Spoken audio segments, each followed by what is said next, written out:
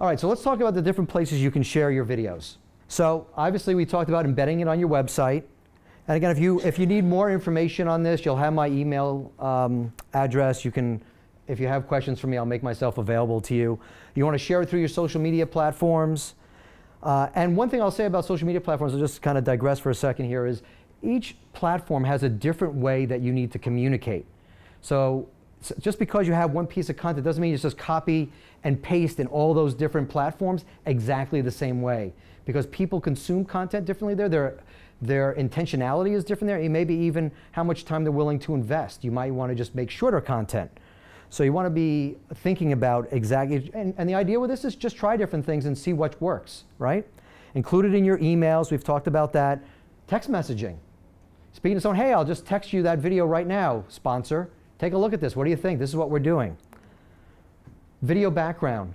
Video background is basically a piece of video content that is the background of your website. It's really experiential on your website. It's not something you play. You literally come to a website and the background that you see is silent video content. Could be very impactful if you're not getting enough retention on your website. It's another way to just repurpose that content. You'd obviously have to edit that video. You can include videos in your press releases.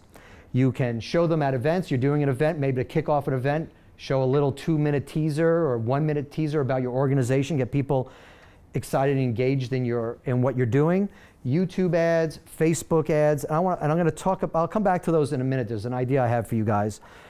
We talked about including in your email signature and presentations. If you're presenting to a board, you're presenting to a sponsor, trying to get a grant, you might want to include a video as the beginning of that presentation. Blogs, video blogs. I try to do as many of those as I can. Basically, it's the same thing as a blog, but you're talking on camera as opposed to writing 150 words of text. All right, so kind of some do's and don'ts. If you're going to share video on your website, you want to be above the fold and preferably on your homepage. There's a thing called the 59-second rule. The 59-second rule is that most people will spend no more than 59 seconds, no more than a minute on your website.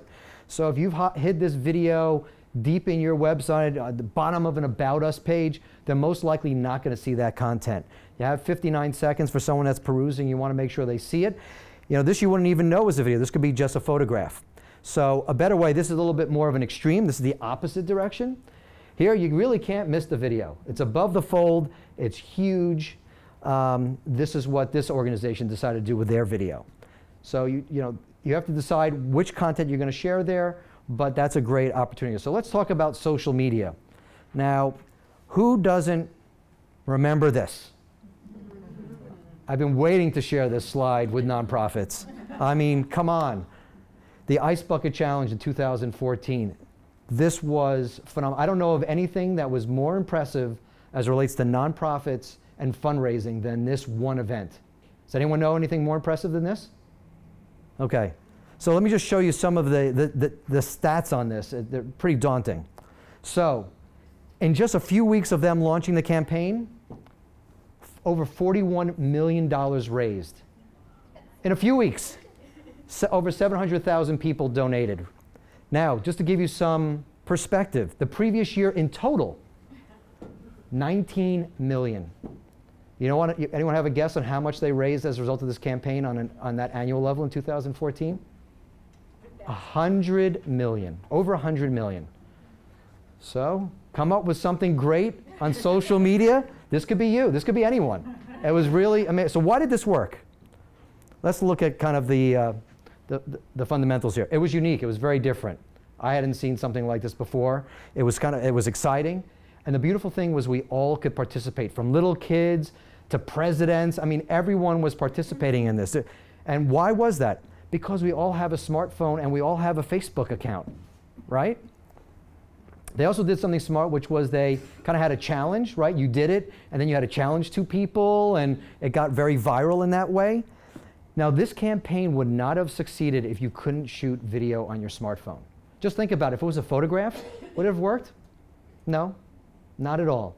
Video was the key to this campaign. So if you didn't have smartphones and social media and that the presence of smartphones were everywhere, this campaign wouldn't have been as successful as it was. You all have all these same things. So what's stopping you? And the challenge was challenging your friends. So there's ways that you can do some extraordinary things with video. Don't think because you're small you can't. I mean, did they hire a professional crew for that? No. Just out of the box thinking.